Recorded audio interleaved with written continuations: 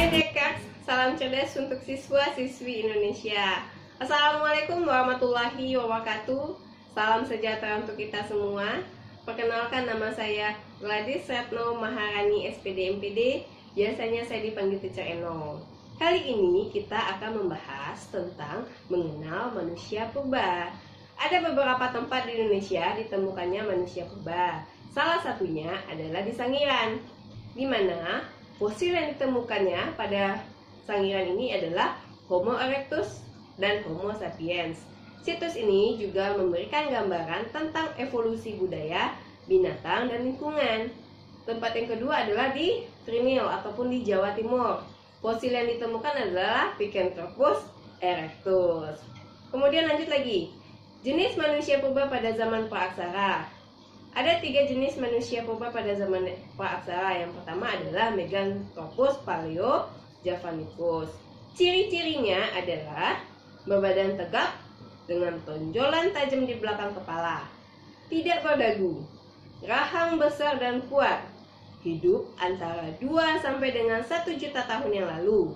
Hidupnya mengumpulkan makanan dan makanannya adalah tumbuh-tumbuhan. Ditemukan di lembah Bengawan Solo pada tahun 1941. Di sebelahnya adalah gambar dari Meganthropus. Lanjut, manusia purba yang kedua yaitu Pithecanthropus.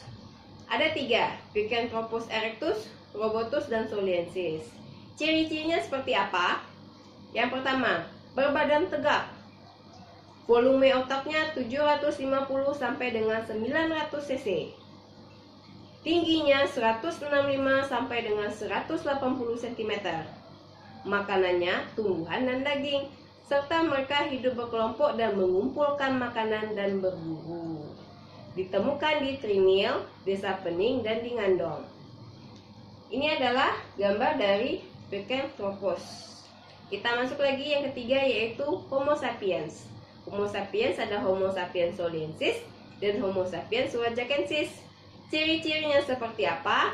Tinggi tubuhnya 130 sampai 210. Otak lebih berkembang.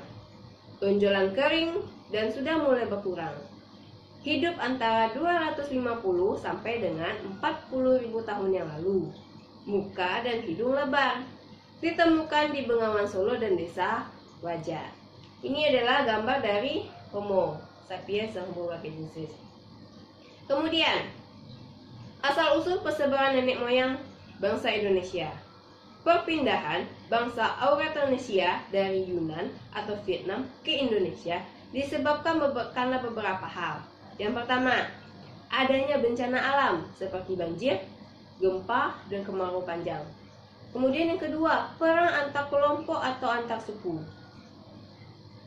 Kemudian bisa kita lihat, mereka berimigrasi pada 2 gelombang. Pertama yaitu gelombang pertama 2000 sebelum Masehi yang didatangkan oleh Proto Melayu atau Melayu tua, sedangkan gelombang kedua 500 sebelum Masehi yaitu didatangkan oleh Deutero Melayu atau Melayu muda.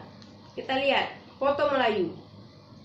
Ras Proto Melayu berasal dari Yunan dan berimigrasi ke Nusantara dengan membawa kebudayaan Paleolitikum dan Mesolitikum, serta menggunakan jalur barat dari Semenanjung Malaya, Sumatera, dan ada yang menuju Kalimantan, Pulau Jawa, dan terakhir di Nusa Tenggara.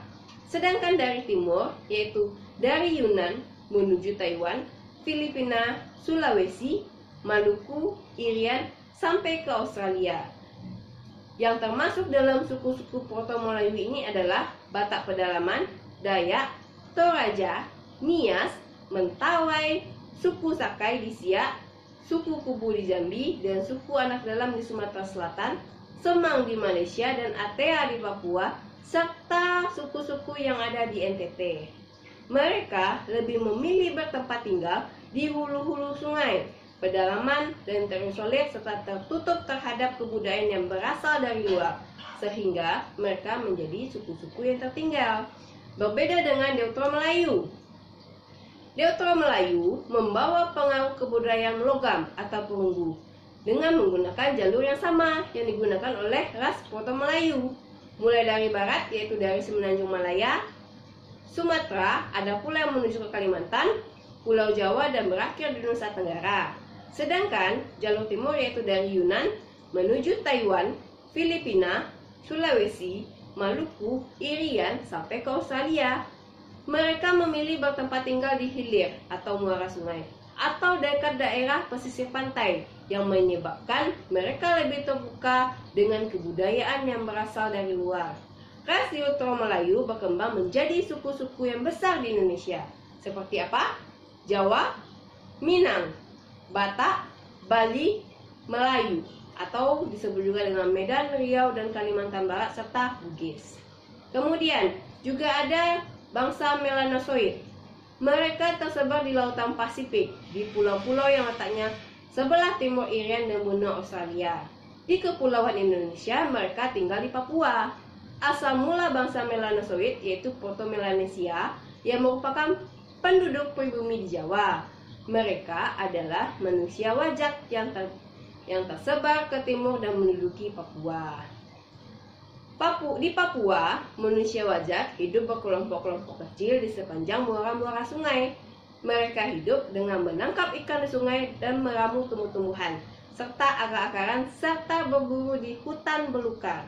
Tempat tinggal mereka berupa perkampungan-perkampungan yang terbuat dari bahan-bahan yang ringan. Rumah-rumah itu sebenarnya hanya berupa kemah atau tada angin yang sering didirikan menempel pada dinding gua yang besar.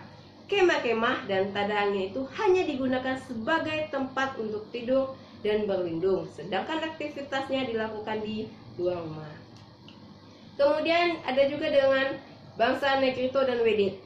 Sebelum kedatangan kelompok-kelompok Melayu tua dan muda, negeri kita sudah terlebih dahulu dimasuki oleh orang-orang Negrito dan Wedit. Sebutan Negrito diberikan kepada orang-orang Spanyol karena mereka jumpai itu berkulit hitam, seperti jenis Negro.